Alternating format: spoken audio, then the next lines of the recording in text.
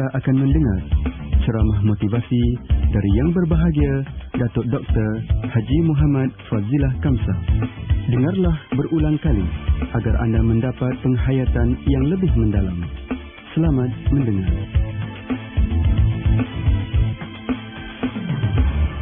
A'udzubillahi samil alim minasyaitonir rajim. Bismillahirrahmanirrahim. Assalamualaikum warahmatullahi wabarakatuh. Selamat sejahtera. Apa khabar tuan-puan saudara-saudari yang sedang mendengar rakaman ini? Pertama-tamanya tahniah dan terima kasih. Tahniah kerana anda telah berusaha untuk dapat ilmu bagaimana cara nak didik anak jadi anak yang cemerlang. Dan terima kasih kerana memilih rakaman ini. InsyaAllah tak rugi. Mudah-mudahan Allah bagi kita taufik dan hidayahnya. Sebab kita nak bincang bagaimana nak memastikan yang anak-anak kita akan jadi anak yang cemerlang. Sebab sebenarnya anak anda memang cemerlang.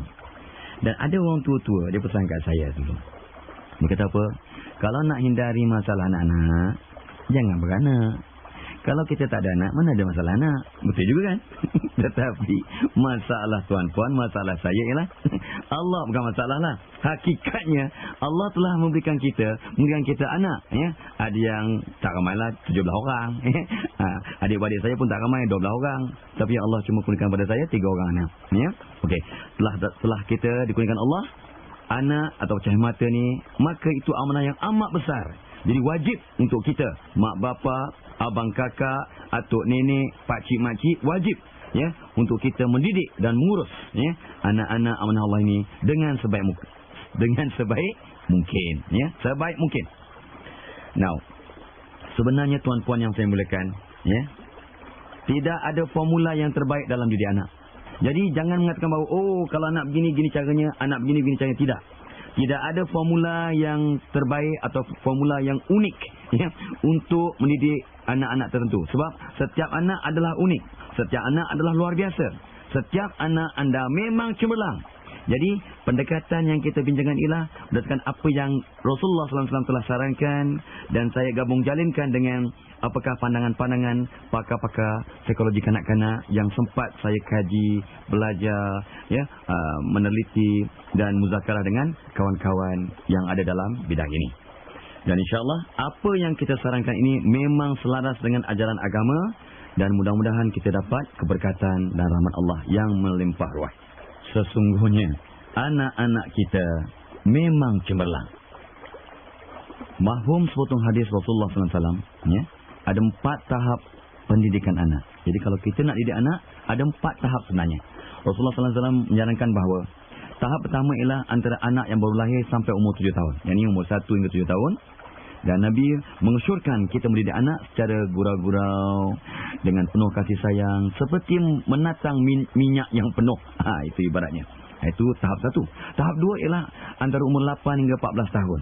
Ini darjah 1, darjah 2, sampailah tingkatan 3 gamanya. Ya. Didik anak melalui disiplin, tunjuk ajar, pengagihan tanggungjawab, ya.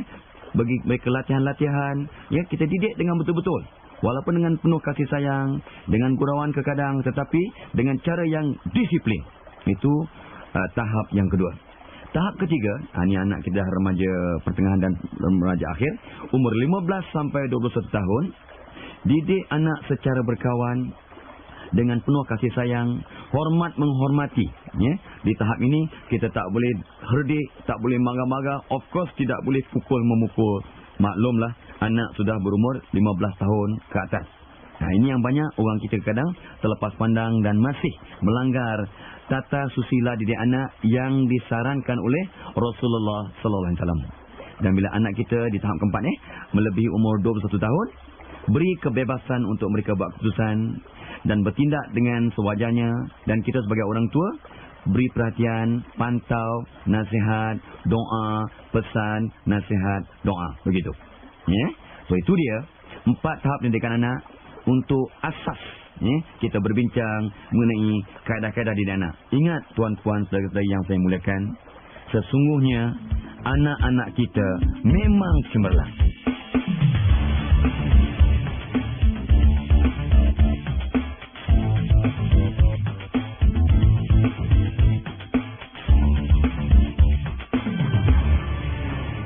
Sekarang Jangan sampai waktu kita nak bincang apakah kaedah-kaedah mendidik anak yang boleh kita gunakan untuk mendidik anak kita menjadi anak-anak yang benar-benar cemerlang.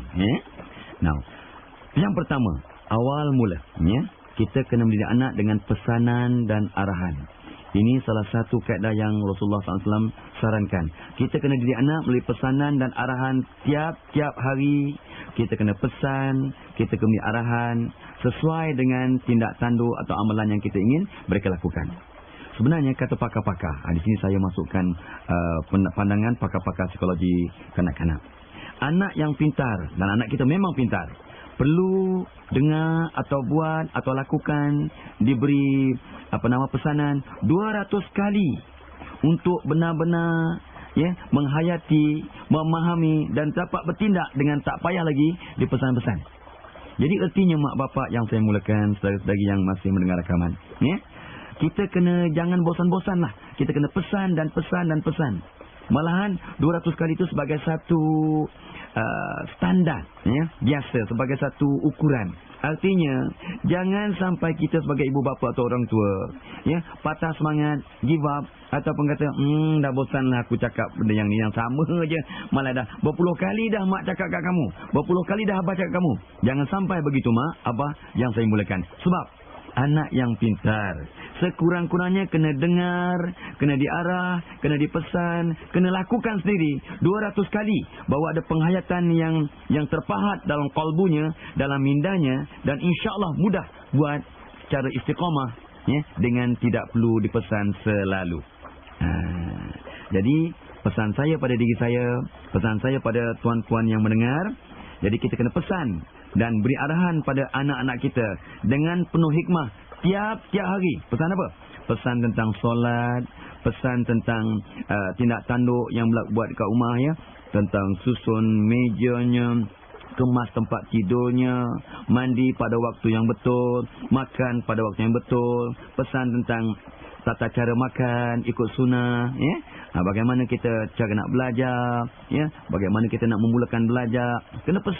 Kena pesan dengan hikmah, dengan penuh kasih sayang, tiap-tiap hari tanpa bosan-bosan ataupun katakan bahawa jemulah yang mengatakan alah dah puas dah, takkanlah kamu dah besar-besar begini pun. Mak kena pesan. Ini cara pertama yang kita kadang-kadang terlepas pandang. Pesan dan arah, jangan jemu-jemu sampai mak ayah meninggal dunia, ataupun sampai mungkin anak-anak kita sudah tak tinggal bersama kita, tapi dari masa ke masa kita kena telefon mereka. Bila jumpa kita pesan balik. Semasa dari masa ke masa kita SMS kepada mereka, kita email pada mereka, kita telefon pada mereka, tengok kesesuaian, tengok situasi dan tengok keadaan. Itu kaedah pertama yang sangat penting, yang kadang-kadang kita cepat terlepas pandang dan cepat jemu. Kaedah kedua ialah apa yang disebut oleh Rasulullah SAW, kaedah uslub al-qasas. Artinya kita bercerita, mendidik anak dengan bercerita, dengan gunakan kisah-kisah teladan. Semua orang, baik orang dewasa, baik kanak-kanak, remaja, memang suka dengar cerita. Kadang copong, budak-budak tadika kadang copong, terlopong mulut bila dengar cerita. Kaedah cerita ini untuk mendidik anak dengan cara yang paling berkesan. Bagaimana caranya? Sebenarnya kita boleh gunakan cerita untuk merapatkan hubungan ibu bapa dengan anak. Cerita tentang apa yang menarik, mak abah alami sepanjang hari, ataupun pengalaman mak bapak yang lepas, cerita masa mak bapak waktu kecil, waktu sekolah, cerita tentang apa yang mak bapak baca, dalam berita ke, ataupun novel ke, ataupun benda-benda yang menarik. Jadi saya pun suka juga bercerita dengan anak-anak saya dari masa ke masa untuk memastikan anak-anak terasa amat disayangi. Sebab cerita ni ada dua tujuan. Yang pertama, kita menyampaikan maklumat, contoh-contoh, teladan dan pengajaran. Yang keduanya, kita nak merapatkan hubungan antara ibu bapa dengan anak. Wadahnya ialah bercerita. Berapa kerap anda bercerita dengan anak-anak? Dan kalau bercerita, agak-agak berapa minit lah sehari anda bercerita dengan anak-anak? Ni cerita ni mungkin apa? Cerita Nabi boleh, cerita tentang sahabat boleh, cerita-cerita yang kita dengar secara umum, cerita kartun-kartun pun boleh, ya. Pengalaman mak bapak boleh, saya dah sebut tadi, kisah benar yang kita dengar, ya, dari masa ke masa, atau ni cerita rekaan. Kita boleh rekalah cerita, ya, semata-mata kerana nak menyampaikan maklumat yang tentu, mesej yang tertentu. Jadi adik-adik, anak-anak, tuan-puan yang saya muliakan, cerita merupakan satu kaedah, satu wahana yang sangat-sangat berkesan, sangat manjur, sangat jitu, ya, untuk merangsang, ya, perubahan, merangsang kefahaman, merangsang tindakan yang kita harapkan dalam diri anak-anak yang sangat kita sayang. Sebab sesungguhnya anak-anak anda, anak-anak kita memang cemerlang. Dan dengan kita bercerita tentang hari ini, kita akan dapat merangsang kecemerlangan mereka. Yang ketiga, ini kaedah al-hiwar kata Rasulullah SAW, kaedah soal jawab. Ni, ya. Ini memang kita lakukan, tapi kadang kita gunakan kaedah soal jawab ni tidak istiqamah. Ya. Ada mood kita soal jawab dengan anak-anak. Tak ada mood, senyap aja. Maknya senyap, bapaknya senyap, anak pun senyap, masuk bilik masing-masing dan sebagainya. Ini berlaku di mana-mana. Apa kata kita gunakan kaedah yang Nabi sarankan ini untuk mendidik anak kita secara istiqamah, ya? Jadi saya seru pada diri saya dan mak bapak yang sedang mendengar, abang kakak yang sedang mendengar, pakcik makcik yang sedang mendengar, sentiasa soal jawab dengan anak mengenai apa? Mengenai apa yang berlaku pada diri mereka setiap hari, apa yang mereka lakukan, apa yang mereka terdedah pada hari itu, sama ada di sekolah, di IPT, ya? Tanya mereka, tanya. Adakan sesi soal jawab. Waktu bila? Waktu makan boleh, waktu minum boleh. Ini kadang kita terlepas pandang. Ramai orang-orang kita kata, masa makan jangan bercakap. Tetapi sebenarnya, waktu makan adalah satu waktu yang sangat baik, kata ulama-ulama pun, untuk bersoal jawab, untuk menasihati, untuk bertanya sesuatu yang positif.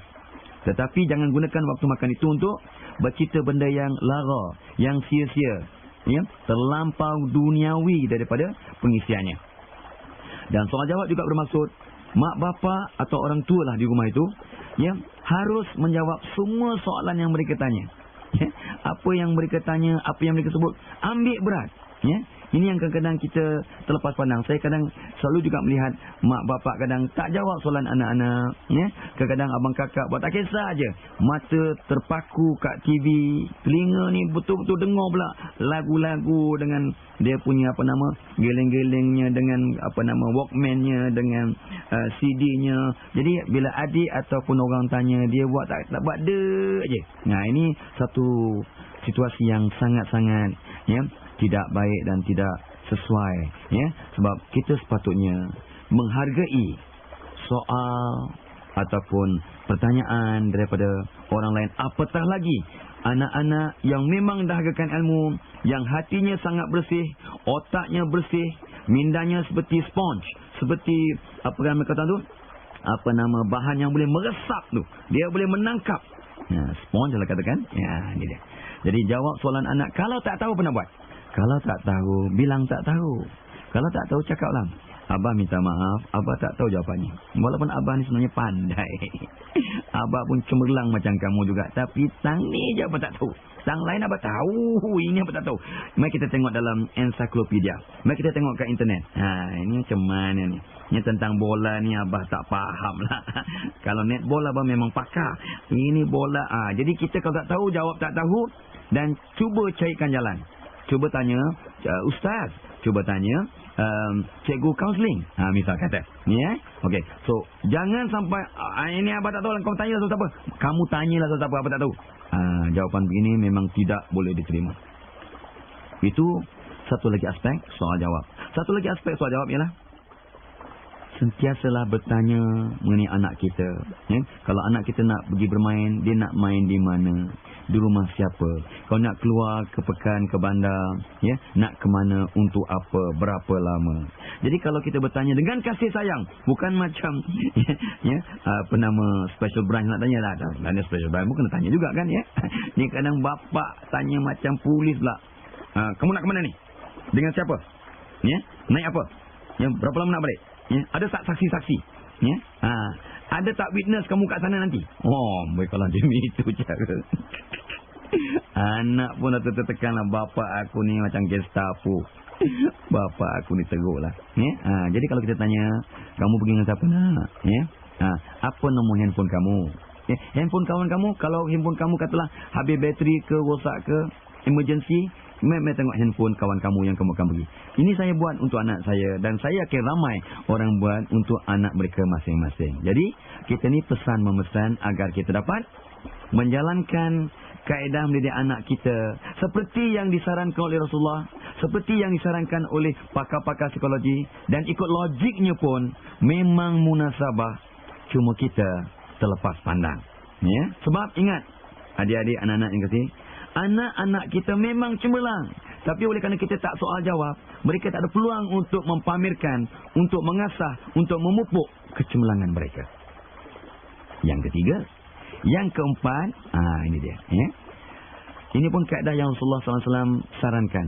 Kita kena rujuk kepada pengalaman yang lalu, ya, untuk mendidik anak kita. Ya. Pengalaman yang lalu ini mungkin pengalaman-pengalaman yang positif. Ini kita kena banyakkanlah. Ada kalanya juga kita boleh belajar dan banyak boleh kita belajar daripada pengalaman-pengalaman yang negatif. Ya? Pengalaman ni pengalaman siapa? Pengalaman melalui peristiwa-peristiwa yang ada dalam Al-Quran, pengalaman-pengalaman atau peristiwa-peristiwa yang Rasulullah SAW sampaikan, ya, dalam kitab-kitab yang kita rujuk. Ya. Kadang-kadang kita tengok peristiwa ataupun kisah benar dalam televisyen, peristiwa atau kisah benar yang tertera dalam dada-dada akhbar, ya, yang kita baca dalam buku, dalam majalah, ya, yang kita lihat dalam masyarakat contohnya, ya. Jadi ini satu perkara yang kadang-kadang kita terlepas pandang. Kadang-kadang pengalaman ini akan mudah menjelaskan mesej yang ingin kita sampaikan. Kalau kita cakap begitu saja, orang kadang tak nampak. Dia tak nampak dia punya signifikannya. Jadi dengan merujuk kepada pengalaman-pengalaman yang anak-anak kita dapat lihat, dapat rasai, ya, dapat dengar dengan jelas, ya, maka mudah untuk dijadikan iktibar. Itu sebabnya sangat-sangat penting kita merujuk kepada pengalaman yang lalu, ya. Malahan pengalaman anak. Ingat tak? Kamu dulu masa kamu jatuh daripada tangga, masa bila tu?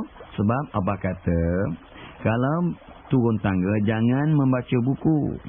Sebab kita kena tengok kukut ada permainan ke, ada bola ke, ada sampah ke ataupun kulit pisang ke kat tangga. Kalau kita tak tengok, jatuh. Ini cara-cara kita nak merujuk pada pengalaman yang anak kita sendiri telah lalui. Sebab anak-anak kita memang cemerlang. Cuma mereka perlu dipesan dengan cara yang munasabah dan sesuai. Nombor 4, selesai dah. Yang kelima, ini pentinglah. Ya. Yang kelima, kita kena merangsang dan mendidik anak kita melalui nasihat dan teguran. Jadi nasihat dan teguran ini memang sesuatu yang sangat penting dan sangat wajar dilakukan. Ya, ini berbeza sikit dengan arahan ataupun pesanan. Kalau pesan dan arah kita kena buat tiap hari. Nasihat dan teguran kita tidak boleh buat tiap-tiap hari. Nasihat dan teguran kita kena berikan dari masa ke masa. Katalah mungkin seminggu sekali lah nasihat ni. Ya. Sebab ini sebenarnya saranan Rasulullah SAW. Jangan kita memberi nasihat tiap-tiap hari atau tiap masa. Anak akan fed up, bosan, jemu, ya. Dia rasa lemas dengan nasihat yang berjela-jela tiap-tiap hari. Baik. Apakah unsur-unsur nasihat dan teguran yang kita kena beri pada anak kita? Ikut rujukan yang saya buat, ya, berdasarkan apa yang disarankan oleh ulama-ulama muktabar. Ya. Pertama, nasihat yang kita kena pesan ataupun teguran yang kita kena lakukan ialah mengenai akidah. Ya. Betulkan akidah anak kita dari masa ke masa. Seminggu sekali, 2 minggu sekali. Ya. Betulkan. Ya. Ya. Syahadahnya kena dilafazkan dan diingat betul-betul. Apa maksudnya? Supaya kita jangan lari. Ya. Semuanya Allah nak. Semuanya Allah. Ikhtiar manusia ini sebagai asbab. Jangan lupa. Jangan percaya pada benda-benda yang khurafat. Jangan percaya pada benda-benda yang boleh merosakkan akidah kita. Segala-galanya dari Allah. Ya? Yang baik dari Allah. Yang tak baik tu nafsu kita. Setan yang goda. Kelemahan-kelemahan kita. Tengok tu. Akidah. Yang keduanya nasihat dan tegur dari segi ibadat. Pesan nasihat tentang solatnya, puasanya, ya, tentang baca Al-Qurannya, akhlaknya, ya, dan terangkan kepada mereka bahawa belajar itu sebenarnya ibadat. Sebab Nabi kata, sebaik-baik manusia ialah orang suka belajar yang belajar, atau mengajar, atau membantu orang belajar dan mengajar. Jadi kita terapkan, ya, setiap tindak tanduk anak itu sebagai ibadat. Makan cara betul itu ibadat tidur itu ibadat ya. Jadi dia akan lihat, ya, setiap aspek kehidupannya adalah ibadah. Itu. Jadi kita kena nasihat dan tegur dari masa ke masa. Yang ketiganya akhlak. Kita kena nasihat tentang akhlak anak kita, tata caranya, etikanya, ya, peribadinya. Yang nombor 3. Nombor 4 ialah kita kena nasihat anak kepentingan kerjasama, ya. Allah tak pandang kumpulan yang berpecah belah. Kalau kamu adik-beradik macam anjing dan kucing, Allah tak turunkan rahmat kita rangsang anak untuk kerjasama, untuk satu hati. Di rumah, di sekolah, di universiti, di tempat kerja, di mana-manalah. Nombor 4. Nombor 5. Ya, kita kena nasihat dan anak kita, tegur anak kita dari segi tanggungjawab setakat kemampuannya. Apakah tanggungjawab yang patut dibuat, ya, dari masa ke masa. Tanggungjawab sebagai seorang anak, sebagai seorang abang, kakak, sebagai seorang adik, ya. Bagaimana tanggungjawab tu setakat kemampuan anak-anak kita, sangat penting. Nombor 6, tentang kesihatan anak-anak kita, ya. Bagaimana kita kena pesan, ya, makan betul on time, diet, exercise sayang, exercise, ya. So kesihatan badan ini sangat penting, yang sangat-sangat ditegaskan oleh Rasulullah SAW, ya. Okey. Yang ketujuhnya, kita kena rangsang anak kita untuk husnuzon, bersangka baik, sentiasa dagakan ilmu, sentiasa berfikir. Jadi kita nak merangsang minda anak kita, ya, bersangka baik, ya, makan benda yang baik-baik dan sentiasa mencari ilmu dan sebagainya, ya. Yang seterusnya, hati yang suci. Suci hati, ya, istighfar, solat taubat, ya. Kita juga ajar anak kita mengurus masa, mengurus dirinya, ya. Saya cukup sedih kalau kita tak boleh mengurus diri tapi sibuk nak mengurus orang lain. Jangan sibuk nak pimpin orang selagi kita tak dapat memimpin diri kita. Therefore, pimpin diri dulu, barulah kita boleh pimpin orang lain. Dan kita juga kena nasihat dan tegur anak kita dari segi mujahadah ataupun belajar tentang erti kesusahan. Jangan kita terlampau mewah sampai kita lara ataupun lupa diri atau jadi riak dan takabur, ya. Jadi ini dia antara perkara-perkara yang wajib, ya, kita nasihat dan tegur anak kita dari masa ke masa untuk merangsang anak-anak kita. Sebab sebenarnya anak-anak kita memang cemerlang.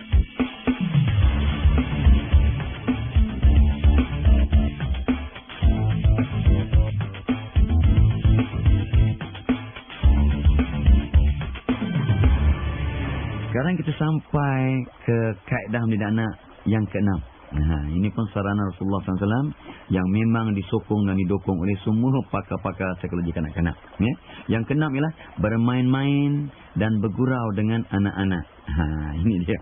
Saya pesan lagi pada diri saya dan pesan pada anda yang sedang mendengar rakaman ini. Now, cuba tanya, setakat mana, sekerap mana anda bermain-main dan bergurau dengan anak-anak masing-masing, ya. Ingat, Rasulullah SAW pun mencari masa untuk bergurau, ya, bermesra, ya, dengan anak-anak dan cucu-cucu baginda, ya. Sebab ini penting sangat. Cara mana kita bermain-main dan bergurau? Waktu kita riadah dengan anak-anak, waktu main badminton, waktu main bola sepak, bola keranjang, waktu naik basikal bersama, waktu jogging bersama. Ni kita boleh bermain dan bergurau dengan anak kita, ya. Saya kadang bergurau dengan anak-anak waktu jogging, dengan kutip sampahnya, dengan gurau-gurau, buat lawak, ya. Riadah satu kaedah untuk bermain-main dan bergurau dengan anak, ya. Kita boleh bersukan bersama, ya. Kadang-kadang kita bercerita yang lucu, ya, ada lawak sikit, yang ada unsur-unsur nasihat. Macam saya pernah cerita dulu, ya. Saya cerita pada anak saya sambil bermain dan bergurau ni tentang peristiwa satu malam yang saya balik daripada satu tempat. Saya mengisi minyak dan saya terpaksa pergi ke bilik air. Di bilik air itu, di pintunya tertulis, ya, kata-kata yang pada saya ada nasihat. Yang disebut itu kisah 3 ekor monyet. Dia kata, Ada 3 ekor monyet yang sangat bijaksana. Bagus ni kita baca ni. Monyet yang pertama pandai bercerita dan bercerita sepanjang hari. Monyet yang kedua pandai menyanyi. Dia nyanyi sepanjang hari. Ini monyet terror ni. Dia kata, monyet ketiga, dia sedang membaca tulisan kat pintu bilik air. Oh, terkena saya. Jadi bila saya cerita ke anak saya, dia tukar. Monyet ketiga sedang mendengar cerita dari bapaknya. Anak saya kata, apa kata saya monyet. Jadi sambil kami riadah, jogging, kita bercerita, kita bergurau. So artinya tuan-puan yang saya mulakan, kita bermain-main dalam buku ini, matlamat asasnya ialah untuk menggembirakan hati anak. Dan ikut kajian psikologi, bila anak-anak rasa gembira, rasa disayangi, mereka mudah jadi anak yang berdisiplin, mudah mendengar cakap mak bapak, mudah meniru contoh yang baik-baik, dan mudah menghindarkan diri daripada melihat contoh-contoh yang tak baik ataupun sempadan-sempadan yang tak baik. Anak takkan ikut. Ini kesan anak-anak yang happy, yang ceria, yang gembira. Dan ini dapat kita bentuk melalui bermain-main dan bergurau dengan anak-anak. Nampak tak kesannya? Bukan sekadar main dan gurau, tapi kesannya kepada psikologi anak-anak, minda anak-anak yang begitu seronok, ceria, redha, bangga ada mak bapak seperti kita, insya-Allah. Itu kaedah yang nombor 6, mudah-mudahan kita sama-sama amalkan. Kaedah yang ke-7. Ini memang betul lah. Rasulullah SAW sangat-sangat menyarankan ni. Latih anak-anak kita, kata Nabi SAW. Sebab anak kita memang cemerlang. Tapi kecemerlangan ini kena dibentuk melalui latihan dan amali. Praktikalnya. Jadi Rasulullah SAW menyarankan, bagaimana kita nak melatih anak? Nabi kata, ataupun kaedah yang Nabi sarankan, beri tugas kepada anak kita sesuai dengan jantina. Ini kadang-kadang jadi isu ni. Saya ni anak yang kedua, tapi laki-laki yang pertama lah. Mak saya mengajar-ajar saya masak, jahit, gosok baju, sapu rumah, tolong basuh baju mak. Ini anak laki-laki yang memang penuh kejantanan. You kalau tengok wajah saya, memang confirm lah, memang solid, molid, memang macho lah. Tetapi itulah tugas-tugas ini, itu sebenarnya kita kena lihat. Adakah masak-masak tugas orang perempuan saja? Adakah cuci-mencuci tugas orang perempuan saja? Adakah gosok-menggosok tugas orang perempuan saja? Artinya anak laki-laki boleh diajar masak, boleh ajar kemas rumah, boleh ajar, sebab mereka akan buat ini. Beri tugas juga pada anak-anak kita sesuai dengan usianya. Takkanlah anak umur 2 tahun disuruh menyapu sampah. Tak tahu kalau maknya mengong ke bapaknya yang mengong. Adik ke budak 2 tahun. Jadi budak 4 tahun, ini tugasnya. Ajar dia. Mari kita sama-sama letak bedak kat adik. Jangan bagian muka, bagian kaki, bagian perut. Kita bagi dia tanggungjawab yang sesuai dengan usianya. Dia kemas dia punya permainan, toys yang ada kemas. Jadi kita beri tugas sesuai dengan usia mereka. Dan kita kena ingat, mak bapak yang saya mulakan, kita kena bertahap-tahap dalam melatih anak kita. Step by step. Yang mudah dulu, bertambah rumit dan sebagainya. Jadi kita bertahap dalam melatih anak kita. Jangan bagi sekaligus, sebab kata orang kampung saya, sekali rap. Nak ajar anak umur 7 tahun, hari ni mak nak ajar kamu masak rendang tok. Budak 7 tahun rendang tok, ya Allah. Mi segera lah cara nak masak mi segera. Nak goreng telur pun baik-baik sikit, sebab ni budak 7 tahun mungkin tak pandai nak buka dapur dengan gasnya, dengan takut bahaya. Jadi bertahap-tahap dalam melatih anak. Mat, tapi mesti latih. Anak 7 tahun boleh cuci kasut tak? Boleh. Tapi berapa orang agak-agak mak bapak yang mendemonstrasikan pada anak-anak yang umur 7 tahun bagaimana nak kemas tempat tidur, nak lipat baju, nak cuci kasut. Dan jangan kutuk anak bila mereka buat silap. Al-maklum, anak akan melakukan tindak tanduk tak sehebat kita orang tua. Tapi ramai mak bapak kadang tak sabar. Kamu ni kenapa lipat macam ini, Allah? Bukan mak kena lipat balik. Anak umur 7 tahun lipat baju.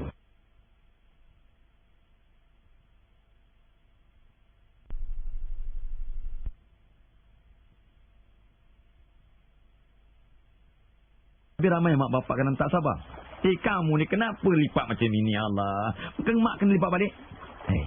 Anak umur 7 tahun lipat baju. Setakat umur 7 tahun punya kemahiran lama. Mak bertuju. Bagusnya ni dah pandai ni. You belajar lipat kain dulu. Tak rumit. Ni baju yang ada tangan ada apa. Ni susah sikit nak lipat. Jadi mak kena ajar kamu kemudian. Tapi kain senang. Sarung bantal senang. Ya. Dan pantau anak-anak bila kita beri tugasan, ya. Sejak daripada mula-mula kita ajar. Jangan pula kita nak pantau bila dah lewat. Ya, kita pantau supaya dia jangan sampai terbentuk sifat-sifat yang negatif ataupun tabiat-tabiat yang tak elok. Dan kita kena beri tugas sesuai dengan waktunya. Ya. Ya, waktu pagi, waktu petang, waktu anak sekolah, waktu anak. Takkanlah pagi-pagi anak sekolah. Sebelum pergi sekolah, kamu kena siram buku bunga. Sebab kamu pun pagi-pagi dah sarapan, bunga pun nak sarapan juga. Kamu kena siram. Takkanlah pagi-pagi mak disuruh anak siram buku bunga. Takut basah stokinya mak. Takut basah keluar ataupun pakaiannya mak. Contohlah. Yang itu sebabnya beri tugas sesuai dengan waktu. Ya, okey. Dan tuan-puan yang saya mulakan, puji dan belai anak-anak, ya, secara berpada-pada, jangan berlebihan sangat. Nanti dia jadi riak pula, ujub pula, takbur pula, ya. Puji anak setiap kali mereka mempamerkan pembaikan diri ataupun kemahiran yang bertahap apabila mereka melakukan kerja yang telah kita berikan pada mereka. Ini dia. Itu nombor 7. Nombor 8. Nombor 8 ni pentinglah, ya. Sebab kaedah mendidik anak, kaedah nombor 8 ialah amalan ibu bapa sebagai contoh dan sebagai teladan. Kata pujangga, anak-anak tidak belajar daripada apa yang mak bapak cakap, tetapi anak-anak lebih banyak belajar daripada apa yang mak bapak lakukan. Kata seorang ulama, jangan risau kalau anak-anak kita tak dengar sangat cakap kita. Risaulah yang anak kita sentiasa memerhatikan tindak tanduk dan amalan kita. Jadi ini yang sangat penting, tuan-puan yang saya mulakan, ya. Amalan ibu bapa kena jadikan satu kaedah yang sangat berkesan, sangat manjur, ya, sangat efektif untuk mendidik anak-anak. Dan saya terkenang kata-kata seorang sarjana. Ibu bapa yang sederhana, dia banyak memberitahu. Dia beritahu, dia bagi nasihat, dia bagi saranan. Itu mak bapak yang sederhana rupanya. Dia memberitahu apa yang patut buat, apa yang tak patut buat. Mak bapak yang baik, kata sarjana yang berkenaan, dia memberi penjelasan. Setiap apa yang diberitahu anak itu diberikan dengan panjang lebar, dengan detail. Cuba tengok diri kita. Kita sekadar beritahu ke atau memberi penjelasan? Pergi sekolah baik-baik, kata mak. Mak yang kedua pula, pergi sekolah ni baik-baik. Caranya baik-baik ialah gini-gini. Jalan, tepi jalan belah kanan supaya nampak kereta dari depan. Masa bergatur, begini-begini caranya. Nak naik bas bergatur, jangan tolak-tolak. Itu mak bapak yang baik, memberi penjelasan. Memberi penjelasan. Bukan kata, pergi sekolah baik-baik. Masa kat sekolah baik-baik. Jangan nakal-nakal. Ini mak bapak sederhana. Dia bagi tahu begitu tiap-tiap hari. Tapi apa maksud baik-baik? Apa maksud berhati-hati? Tak jelas. Ini mak bapak yang sederhana. Mak bapak yang baik diberi penjelasan. Tetapi mak bapak yang cemerlang, dia jadi contoh. Dia buat apa yang dia cakap. Dia boleh dicontohi oleh anak-anaknya. Itu sebabnya amalan mak bapak sebagai contoh dan teladan. Mak bapak cakap gini, cara mak bapak duduk, cara mak bapak makan, cara mak bapak beribadat, cara mak bapak berpakaian. Keluar rumah tutup auratnya nak. Keluar rumah. Dan mak ayah sentiasa tutup aurat setiap kali keluar rumah. Kan cantik begitu. Sembayang on time nak, ya. Sembayang on time. Masuk waktu terus sembayang. Mak bapak masuk waktu terus bergerak. Mak bapak menjadi contoh kepada apa yang dia suruh. Ini kan cantik tu. Tetapi kata seorang ulama, ibu bapa yang misali, dia gerakkan anaknya untuk jadi cemerlang. Sebab anak-anak kita memang cemerlang. Jadi mak bapak kena gerakkan anaknya sama cemerlang atau lebih cemerlang dari mereka.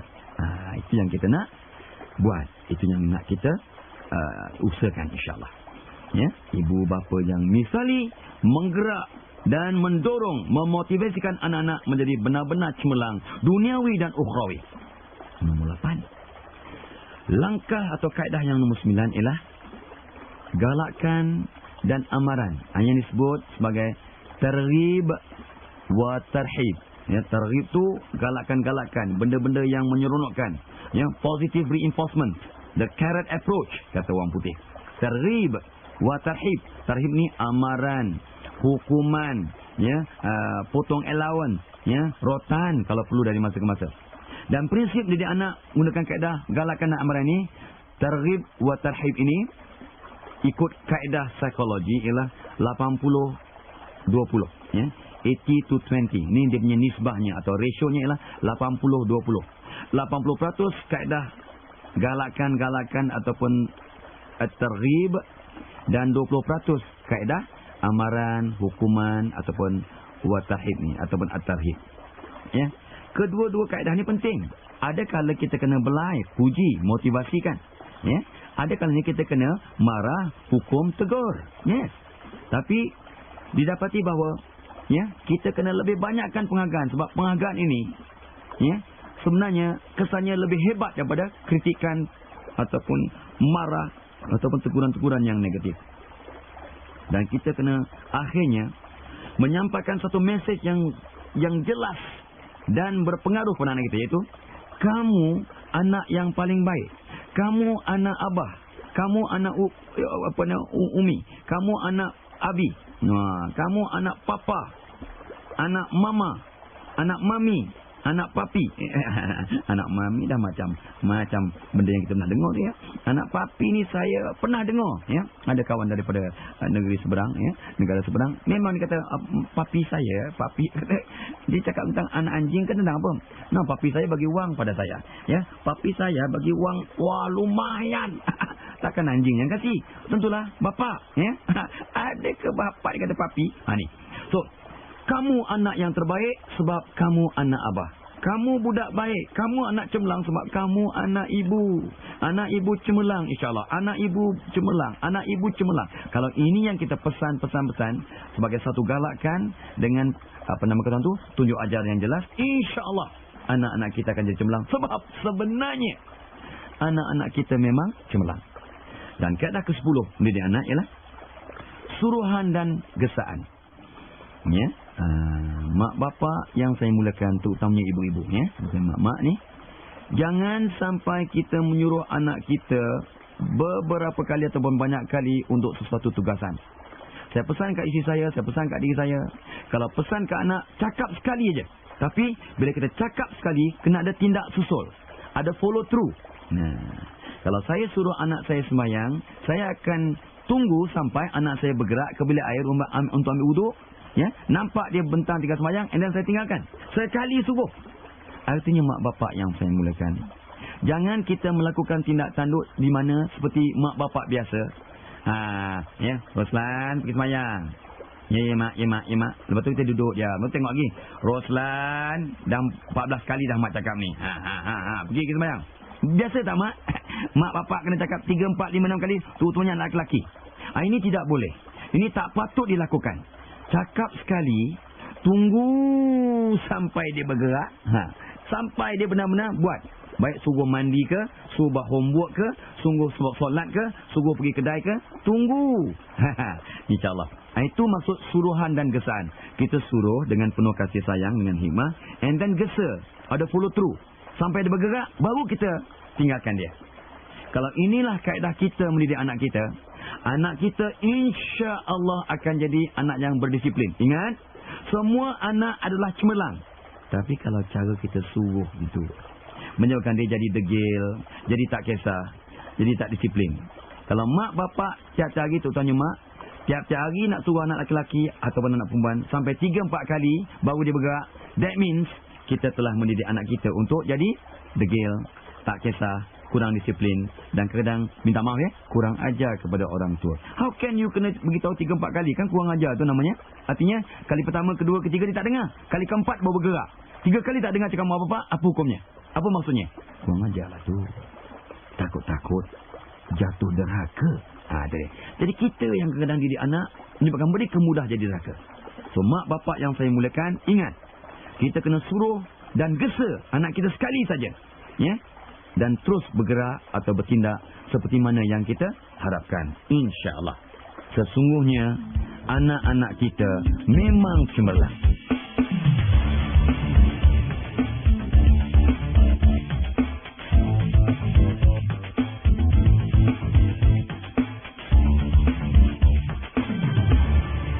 Poin nombor 11.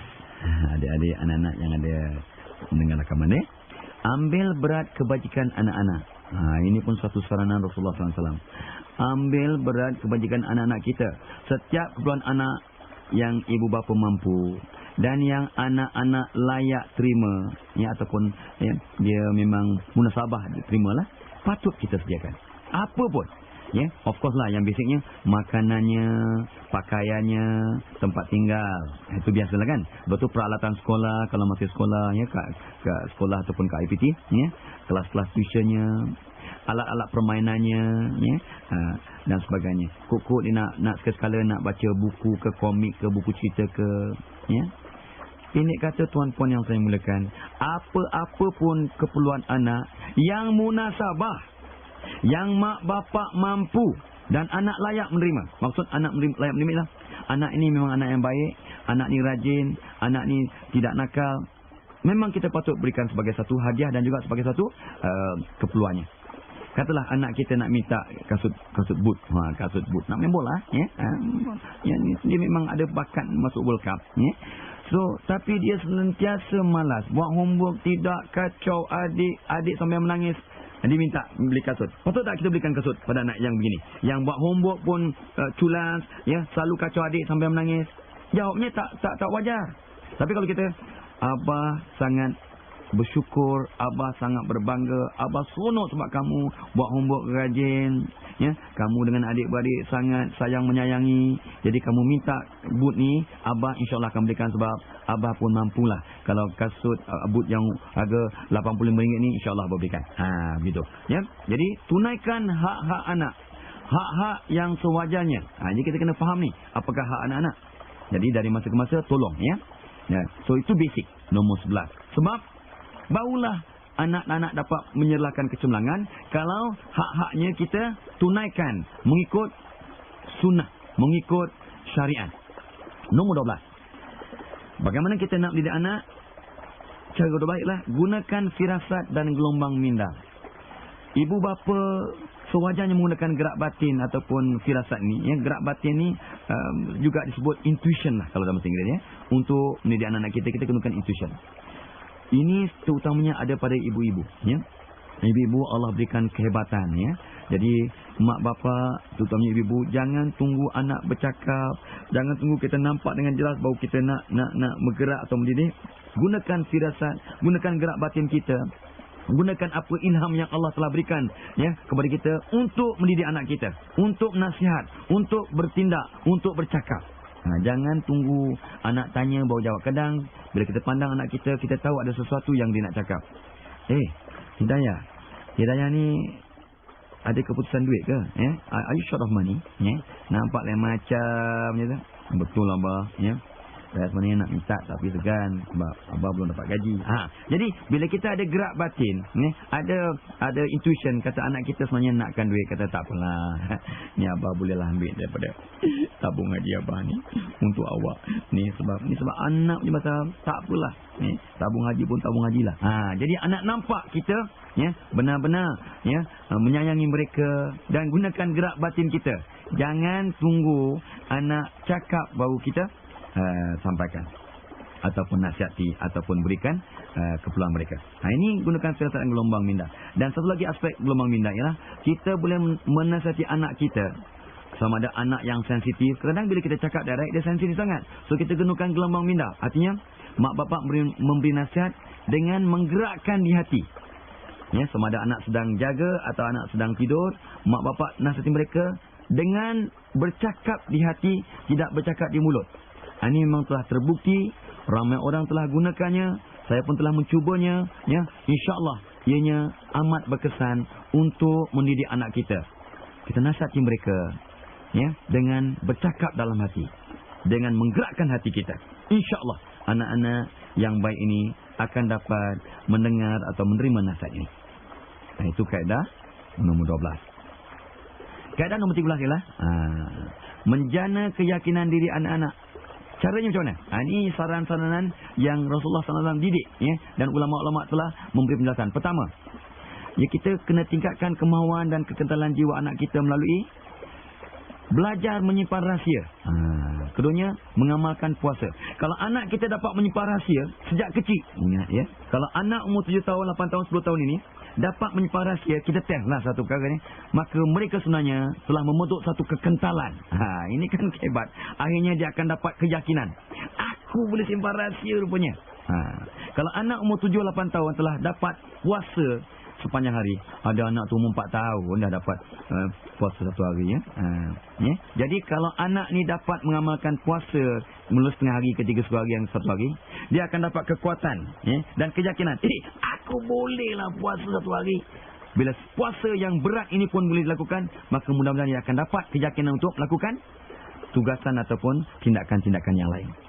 Lagi, didik kemahiran sosial. Cara berkawan, cara berkomunikasi, cara memberi pandangan secara hikmah dan sebagainya. Ini akan dapat membentuk keyakinan diri anak kita. Lagi, didik tentang ilmu pengetahuan. Suruh dia baca buku pengetahuan, buku pelajaran, okey, biasa. Suruh dia tengok berita, baca surat khabar untuk meluaskan ruang lingkup pengetahuannya agar dia dapat yakin diri. Orang cakap tentang ekonomi, tahu sikit-sikit. Tentang globalisasi, faham sikit-sikit. Tentang bola, faham sikit-sikit. Tentang sukan, faham. Tentang itu, tahu sikit-sikit. Ini akhirnya dia yakin diri. Adakah anda merangsang anak kita kat sekolah anda untuk membaca surat khabar? Belajar berniaga ataupun bekerja untuk cari duit. Ini pun bagus juga ni. Dengan had-had tertentulah. Waktu cuti panjang ke, suruh anak kita. Mungkin, okey, kalau kamu tolong cuci kereta, abah bolehlah. Daripada abah hantar kat kedai, kena bayar RM8. Kalau kamu boleh cuci dengan bersih dan vacuum sekali, why not abah kasih kamu RM5? Daripada abah bagi kat RM8 kat kedai, kenapa pula? Kalau kat kedai RM8, sebab dia profesional, dia kena bayar sewa. Kamu duduk kat rumah abah ni tak ada bayar sewa, makan pun free. Jom. Ini belajar berniaga. Bukan artinya kita belajar nak bagi upah ke anak, tidak.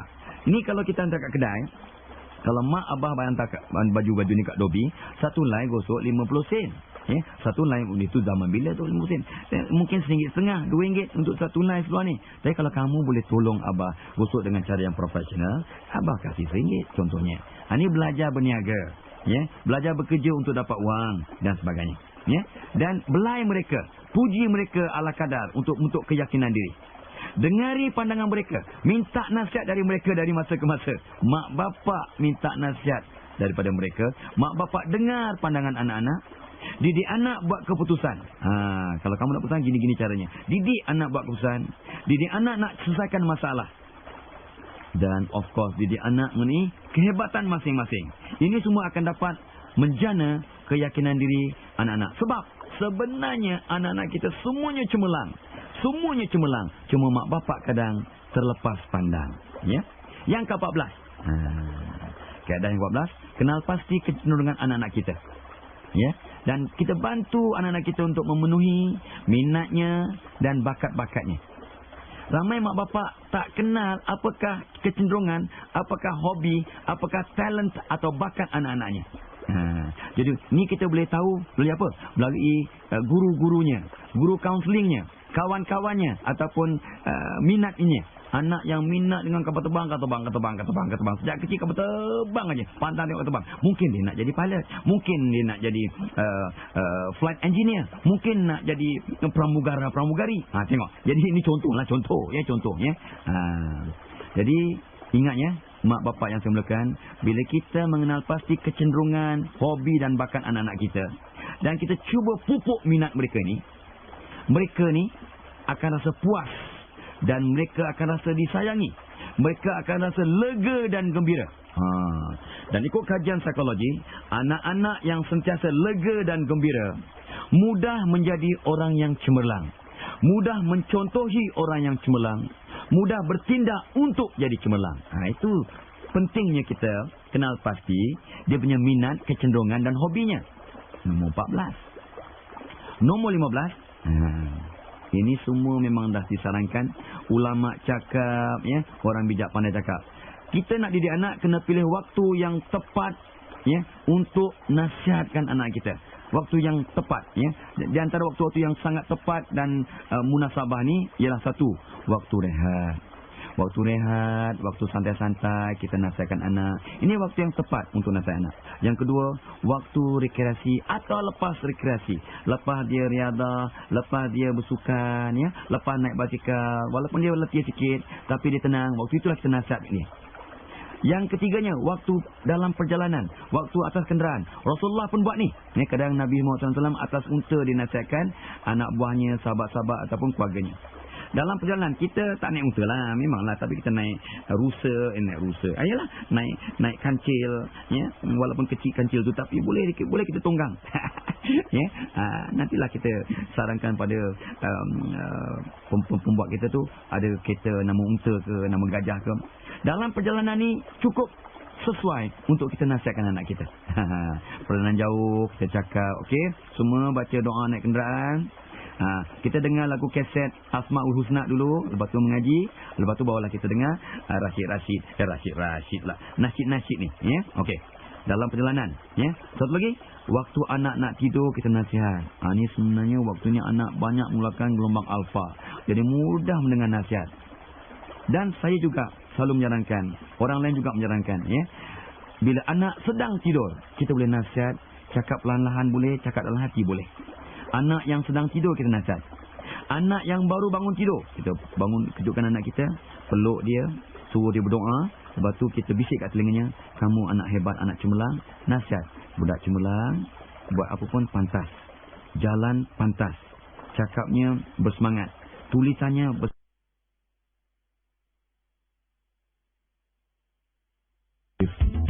Pembaharuan bermula dari anda. Selamat mencuba dan bertemu di lain siri.